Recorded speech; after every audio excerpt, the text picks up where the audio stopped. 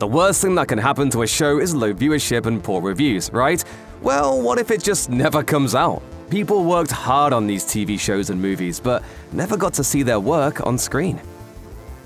The Dark Universe will probably go down in Hollywood history as a prime example of the high risk a studio runs of being embarrassed by overhyped films.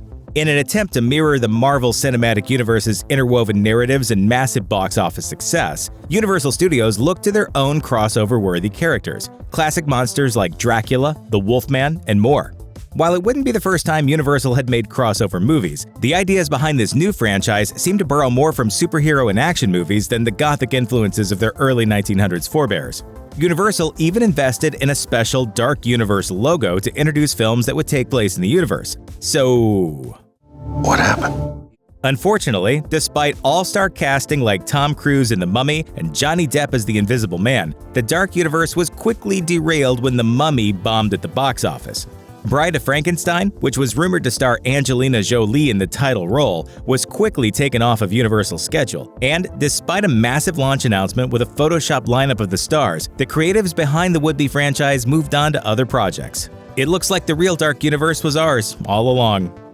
The Divergent adaptations seemed like a sure thing. Based on the hit young adult novels by Veronica Roth, the dystopian action series seemed like the natural heir to the Hunger Games hysteria that dominated the box office. Unfortunately, while the first two films managed to earn a respectable return on investment, they weren't quite as bankable as the studio might have hoped. Even so, Lionsgate went forward with splitting the final film into two, like Harry Potter, Twilight, and The Hunger Games before it, and that decision turned out to be a huge mistake. Allegiant was only loosely based on the book version of the same, and not only were the reviews for the film scathing, but fans failed to turn up at the ticket booth as well. As a result, the would-be final film, Ascendant, fell apart at the seams by losing its director and cast, and then being shunted off to the television circuit, where it's remained in production limbo.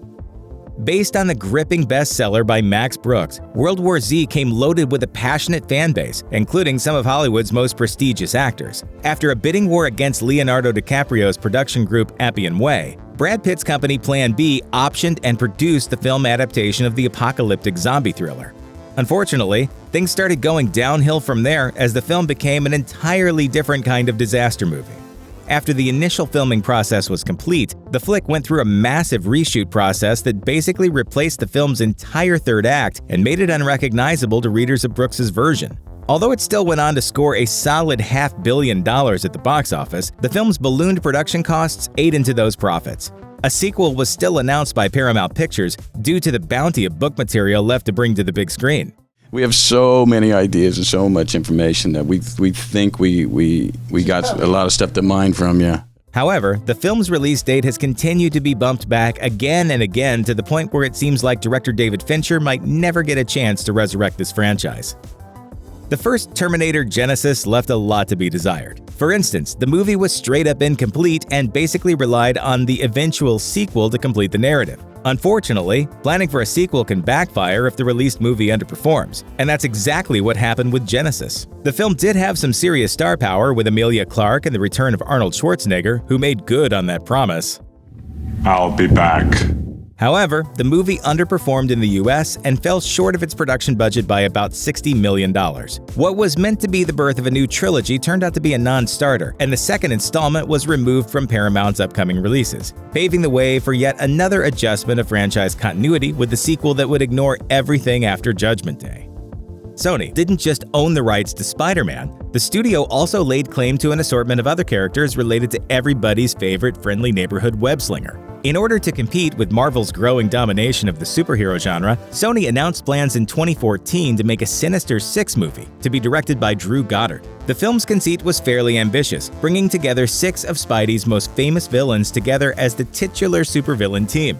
Promotional materials were even created to build fan fervor following the release of The Amazing Spider-Man 2. Sadly, while everyone seemed invested in making Sinister Six a reality, The Amazing Spider sequel underperformed, paving the way for a deal between Marvel and Sony that was struck just in time to reboot the character again with Tom Holland in the role, and have Spidey make his Marvel Cinematic Universe debut alongside Captain America and Iron Man in Captain America Civil War.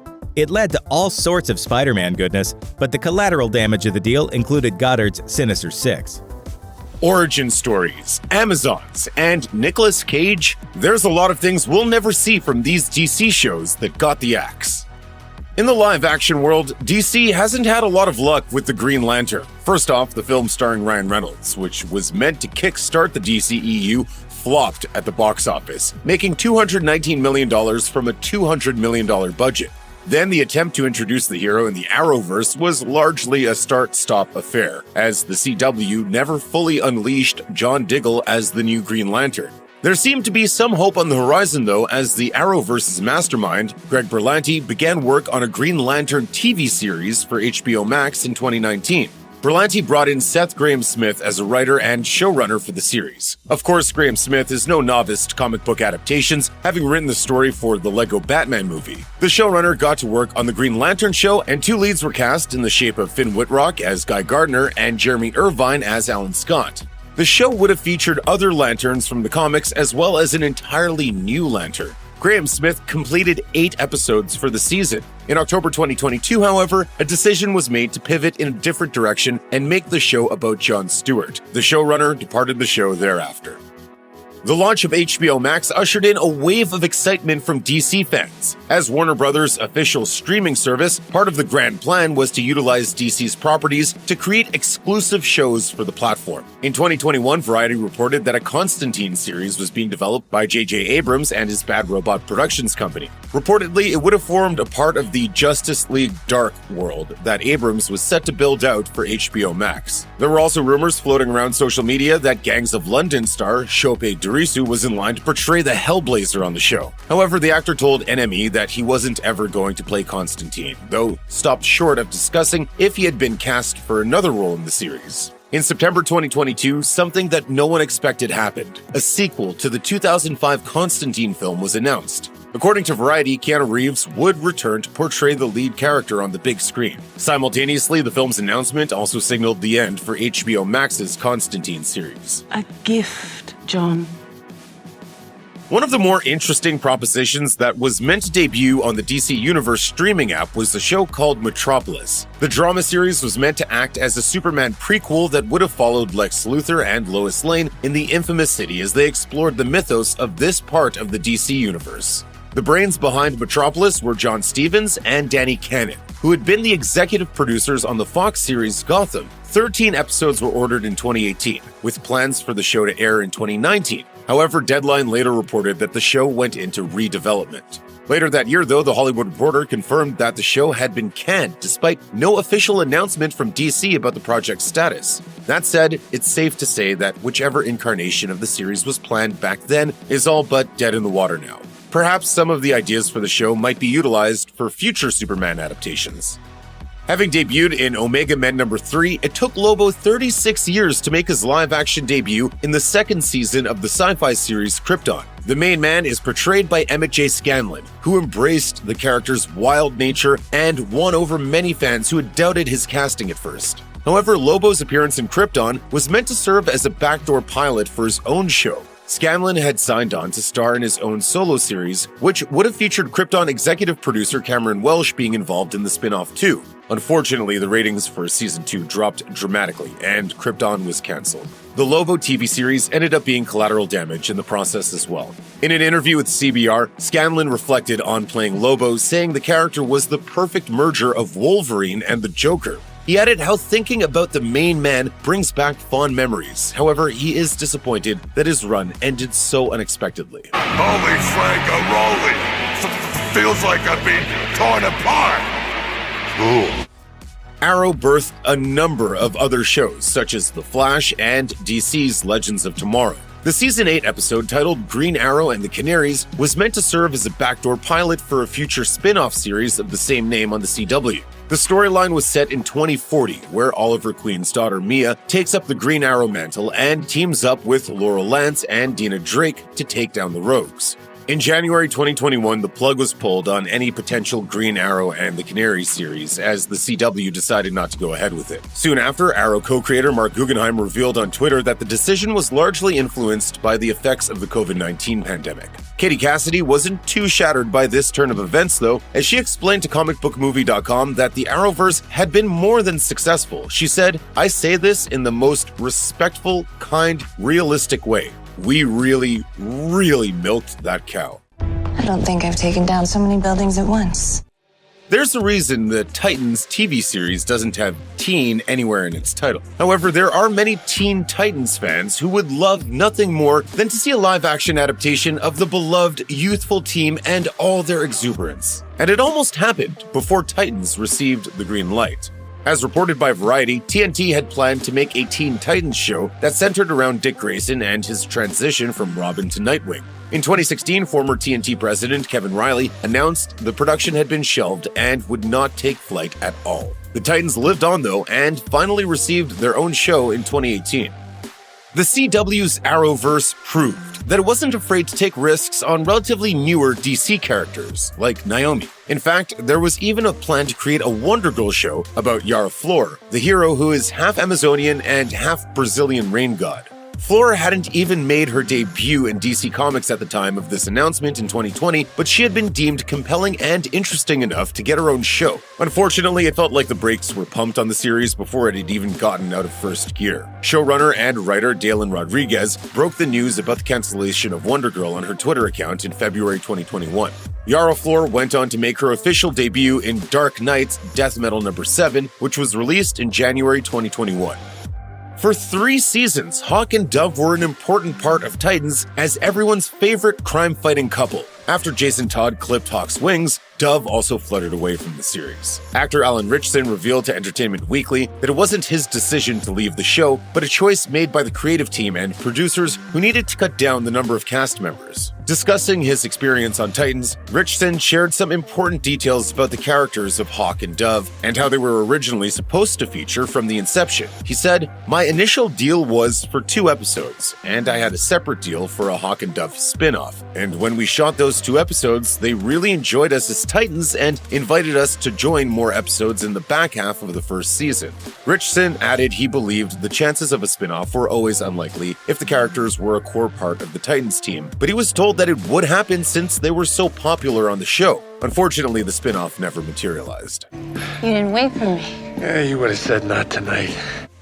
The superhero Static first catapulted the public's attention with the release of the Static Shock animated show. Running for 52 episodes, fans fell in love with Virgil Hawkins and how he balanced the crime-fighting life with the trials and tribulations of being a teenager. The goodwill of the series resulted in many people wondering when a live-action version of Static would debut. In 2014, Warner Bros. Unveiled a new division called Blue Ribbon Content, which would be responsible for creating shows and cartoons for the studio. One of the first projects announced for this venture was a live-action Static Shock show created by director, writer, and producer Reginald Hudlin. A year later, in an interview with Flicks in the City, actor Tyler James Williams suggested that Jaden Smith had already been cast as the lead for the show. As interesting as the show sounded, it never seemed to go anywhere.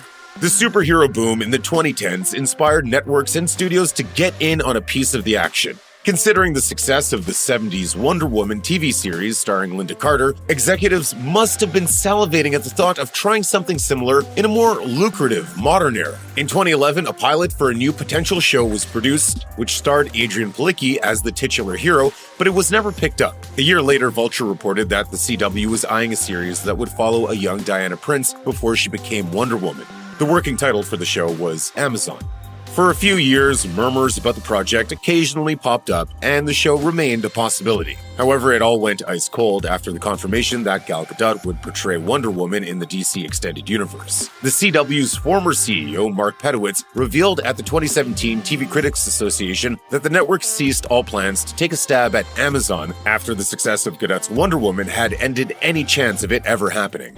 You are stronger than you believe. August 2022 was a tumultuous time for DC fans, as the new leadership of Warner Bros. Discovery took the hammer to various projects. It all started with the shocking cancellation of the Batgirl movie, but the anthology series, Strange Adventures, was also revealed to be off the table around this time. However, the news of the show's cancellation was actually broken by filmmaker Kevin Smith on his podcast Hollywood Babylon. Smith explained he had been working on an episode for the show that would have featured Bizarro and Jimmy Olsen. He added that he was trying to secure Nicolas Cage's services to portray Bizarro, which would have certainly been a big get for the production. The Hollywood Reporter cited its own sources that said the project had been silently canned months before the WB-DC purge. In the world of comics, Madame Xanadu is a well-known and powerful sorcerer in the mystic part of the DC universe. It might have taken a while to happen, but the character eventually made her live-action debut in 2019's Swamp Thing TV show, where she was portrayed by actor Gerald Prescott. While it would have made sense to spin off the character from that series into her own solo vehicle, the controversial axing of Swamp Thing ended this iteration of Madame X. However, J.J. Abrams and his production company, Bad Robot Productions, had other ideas which would have incorporated Madame X into their vision of DC shows on HBO Max. Abrams' end goal was to create a Justice League Dark franchise for the streamer in which multiple characters would have had their own programs. One part of the overall puzzle was a Madame X series that would have been helmed by writer, director, and producer Angela Robinson. Unfortunately, the turbulence at Warner Bros. Discovery and its upheaval of DC programming in 2022 claimed yet another victim in the shape of the Madame X show. For all the billions of dollars and years of work invested in making a movie, things sometimes go terribly wrong. Here are some films that are out there somewhere, on a shelf, but have never been released.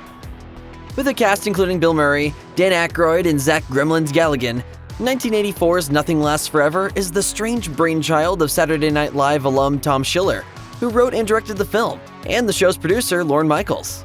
Due to unknown legal issues, the film never made it to either the big screen or home release, though it's played on German and Dutch TV and was granted a single unceremonious airing on Turner Classic Movies.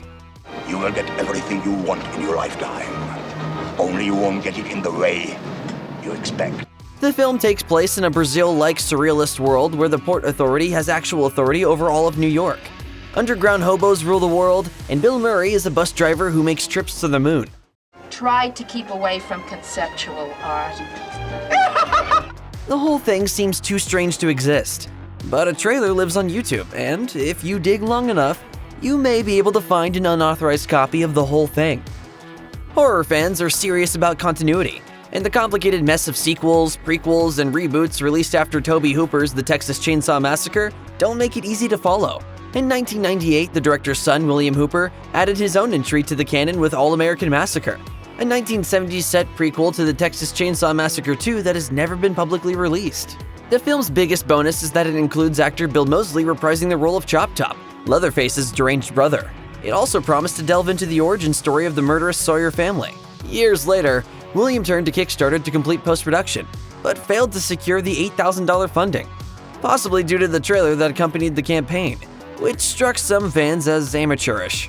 The film's Facebook page has gone from intermittent updates to silence, so it's possible the film will never see the light of day. Meanwhile, the franchise has migrated from studio to studio, with the latest reboot, Texas Chainsaw Massacre, released by Netflix in 2022.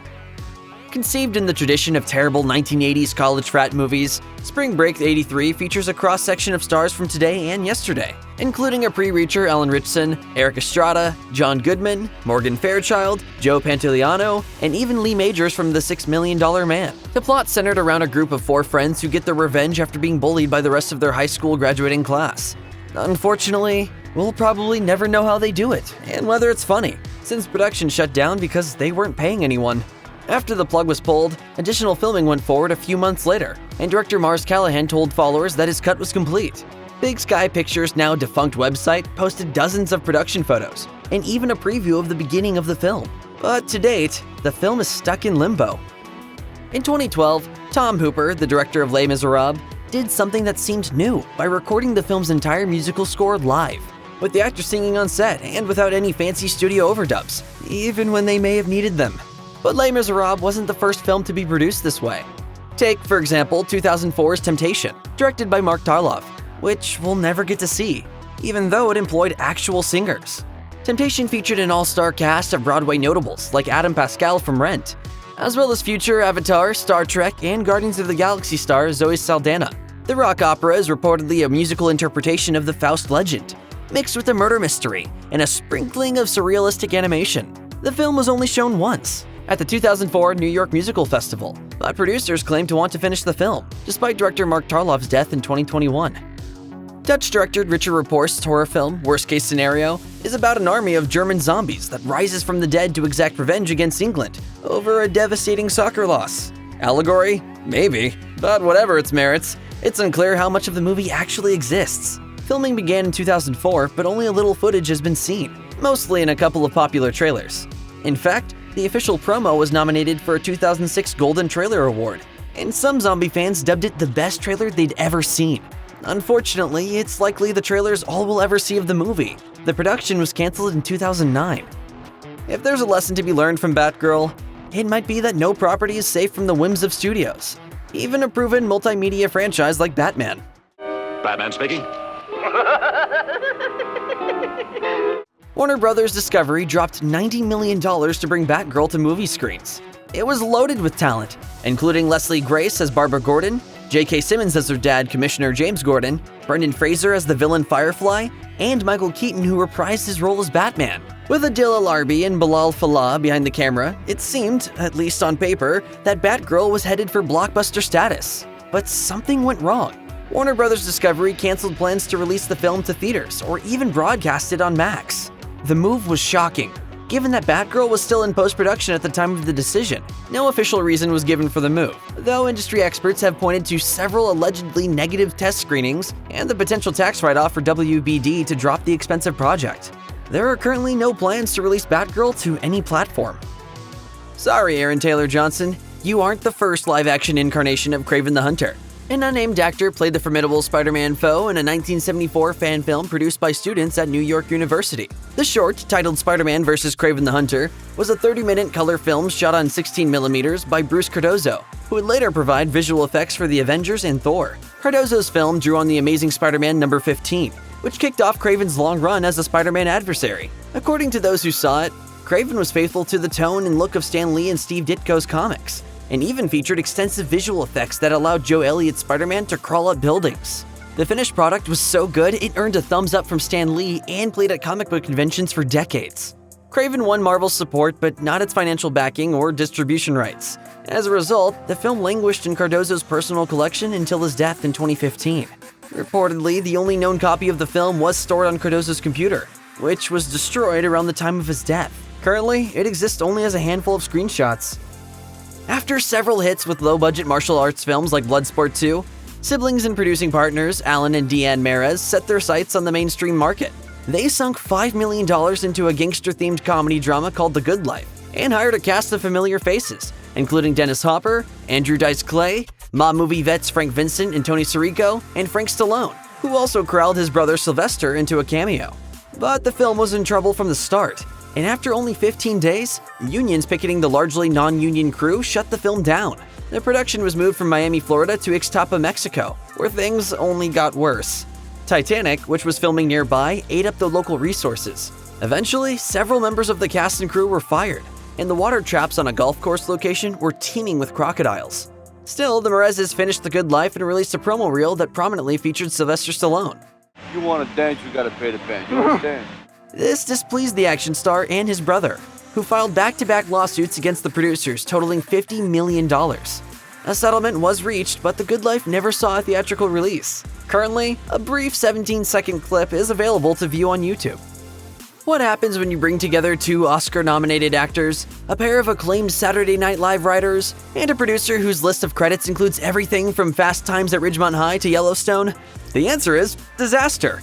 That is, if you're talking about Arrive Alive, a 1990 comedy starring Willem Dafoe and Joan Cusack. Produced by Art Linson and written by SNL vets Michael O'Donoghue and Mitch Glazer, the film was intended as a vehicle for Bill Murray, who would have played a low-rent detective investigating a complex scheme involving a Florida Native American tribe. What are you looking for in a movie? Well, you want manners. You really do want you guys, gotta be manners involved. According to Glazer, Murray passed in part due to the film's violent content, One scene involved a killer whale biting off its trainer's head, and Defoe took over as lead. 3 weeks after the start of production, Paramount pulled the plug on Arrive Alive. Sources differ on the exact reason, but the studio allegedly wanted to change the tone of O'Donoghue and Glazer's script by adding more slapstick elements. Defoe was reportedly uncomfortable with a broader approach and left the production, leading to its cancellation. Regardless of the reason, Arrive Alive exists today only in script form, although a YouTube video claims to include 3 stills from the film. The thin line between passion project and vanity film was underscored by Chinese real estate mogul John Jiang when he set to making the fantasy feature Empires of the Deep. Conceived as the start of an epic franchise like Star Wars or The Lord of the Rings, Jiang sunk the equivalent of $130 million into the film, which concerned a battle between mermaid kingdoms and a demonic warlord. Jiang used his deep pockets to initially attach The Empire Strikes Back director Irvin Kershner and Italian actress Monica Bellucci. Piles of money can buy talent, but it can't make them produce under impossible circumstances. Language barriers, dangerous conditions, and constant illogical script changes dictated by Jiang caused several directors and actors to quit the production, which was ultimately credited to 3 separate filmmakers. Worst of all, a trailer was broadly mocked online for its subpar special effects and incomprehensible plot. Empires failed to find distribution, despite costly reshoots and a massive crowdfunding campaign, and remains unreleased, though Jiang insisted as late as 2016 that the film was ready for distribution. Hoping to rebound from a string of costly flops like the late 90s film Mercury Rising, Bruce Willis signed on as both star and producer of Broadway Brawler in 1997. The film, intended as a sports-themed romantic comedy a la Jerry Maguire, featured Mara Tierney as the love interest to Willis's washed-up ice hockey champ, and Oscar winner Lee Grant as director. The $28 million project had all the hallmarks of a hit, until Willis pulled the plug. After 20 days of filming, Willis fired Grant, cinematographer William A. Fraker, and several others over dissatisfaction with their work. Dennis Dugan, who directed numerous Adam Sandler comedies, was brought on to replace Grant, but lasted just a day before the project was abandoned. 25 years later, Broadway Brawler remains unfinished and unseen. Though often cited as one of the greatest filmmakers in motion picture history, Orson Welles frequently struggled to complete his projects, and in many cases failed to even get them off the ground. His uncompromising artistic vision and mercurial personality led many financiers to withhold or pull support for his work. As a result, Welles left many unfinished projects after his death in 1985. Some, like The Other Side of the Wind, were completed by collaborators, while others, like The Deep, remain uncompleted. An adaptation of the novel Dead Calm by Charles Williams, which was made into a film with Nicole Kidman in 1989, The Deep starred Welles, Jean Moreau, and Lawrence Harvey as ocean voyagers drawn together by murder and deception. Welles directed the film on a sailboat off the coast of Yugoslavia between 1966 and 1969, but financial and technical problems prevented Welles from completing production, and the death of Harvey in 1973, along with the loss of the original negative, torpedoed any chance of salvaging the project. Other than clips included in the 1995 documentary Orson Welles' One-Man Band, The Deep has gone unseen for more than 5 decades. In the mid-1980s, late-night television viewers in certain markets had their senses assaulted by a commercial for Blood Circus, an ultra-low-budget feature that appeared to mix professional wrestling, aliens, bargain basement gore, and a rock singer shrieking about gold jewelry. The film was a vanity project from Santo Victor Rigatuso, a notorious figure in the as-seen-on-TV market, who created Blood Circus as a promotional vehicle for a Santo gold jewelry line. The Santo Gold Heavyweight Championship Wrestling Belt is awarded to the winning tag team in the new science fiction space wrestling movie comedy, Blood Circus. Santo Gold was the subject of numerous federal cease and desist orders for the outlandish claims made about the jewelry, which was essentially gold-plated metal. Rigatuso reportedly spent a fortune on Blood Circus, but failed to land a distributor for the film. Reviews that called the picture incomprehensible probably didn't help. Still, Blood Circus played for a week at several theaters in Baltimore before disappearing, although clips are available on YouTube. Rigatuso, who later spent time in prison for mail fraud charges, continues to promote Blood Circus through his ramshackle website.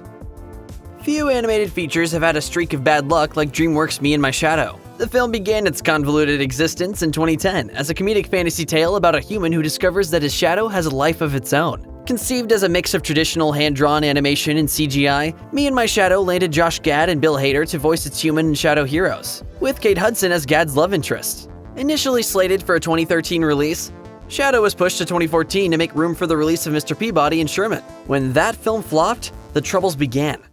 I don't want this one, Mommy. He's sarcastic. DreamWorks Animation underwent a massive restructuring that saw the loss of 500 jobs and the cancellation of several animated projects, including Shadow. But the story didn't end there. Edgar Wright revived the project in 2015 and wrote 3 drafts of a new script before Comcast bought DreamWorks and ordered another round of restructuring. In a cinematic case of collateral damage, Shadow was canceled for the second and final time. Approximately 12 minutes of test animation and concept galleries are all that remain of the movie. Though its title suggests a sequel to 1999's 10 Things I Hate About You, the 2012 romantic dramedy 10 Things I Hate About Life was, in fact, a standalone film made by some of the same creatives responsible for the 1999 movie, including director Gil Younger and producer Andrew Lazar. Evan Rachel Wood and Thomas McDonnell were cast as the despondent lead characters who find a reason to live in each other. And funding came in part from a pair of independent companies, the UK-based In Tandem Films and Mad Chance Productions. Filming began in late 2012, but was halted in early 2013 when In Tandem chief Gary Smith stepped down as the company faced financial losses. However, in conversations with industry press, Smith's replacement, Robert Mitchell, cited Evan Rachel Wood's pregnancy as the reason for the shutdown and claimed production would resume in 2013. By 2014, the only active component of 10 Things I Hate About Life was a lawsuit filed against Wood by In Tandem for breach of contract after she left the film before completion. Wood fired back, saying that In Tandem had failed to pay her. The standoff resulted in the demise of the movie, which exists today only as a trailer and production photos. A 30-minute segment screened for potential investors at the American film market in 2013 appears to have disappeared without a trace, though the original screenplay surfaced online in 2022. An unlikely partnership between Jamie Foxx and Ken Jeong resulted in not one, but 2 unreleased feature films. Oscar winner Foxx and After Party 2 star Jeong announced an informal collaboration in 2012 that would involve each appearing in a film that the other wrote. Foxx would star in Jeong's comedy After Prom, and Jeong would co-star in Fox's All-Star Weekend. Jeong's film appears to have vanished. There's no information about it after 2013, while All-Star Weekend was completed in 2016 and slated for a 2018 release. But the comedy, which stars Foxx and Jeremy Piven as NBA obsessives, was shelved for the indefinite future, despite having A-listers like Robert Downey Jr., Eva Longoria, and Benicio del Toro in the cast. It's possible that some of the film's humor contributed to its status. Coverage of the film noted that Downey played, quote, a Mexican in the film, while Foxx, who played multiple characters, appeared as a, quote, white racist cop. When asked about Weekend by Cinema Blend, Foxx said, "We're trying to break open those sensitive corners where people go back to laughing again." What Foxx meant by sensitive corners is unclear, but All-Star Weekend is in limbo for the time being. Randy Quaid was still a beloved Oscar-nominated character actor in 1999 when he teamed up with Michael Caine and Catherine McCormick to star in The Debtors, a comedy about individuals with addiction issues. The film had only a handful of screenings, which generated such a negative response that the project was shelved. The decision to pull the plug on The Debtors was reportedly rooted in a conflict between Evie Quaid and software billionaire Charles Simeone, who invested more than $12 million into the project. Don Big Bucks. Chance wanted me to sit in for him. Simeone was apparently displeased with some of the film's content, including a fairly graphic sequence at a concert featuring the German industrial band Rammstein, and won an injunction against the Quaids that prevented them from releasing the film. The Quaids, who'd invested more than $3 million of their own money in The Debtors, were forced to declare bankruptcy, marking the beginning of years of personal and professional downfalls. Though The Debtors has gone unseen since the injunction, the Quaids attempted to make the film available via the streaming platform to cast. More recently, it was listed on the Indian streaming service Binged, which noted that the film is not streaming in India.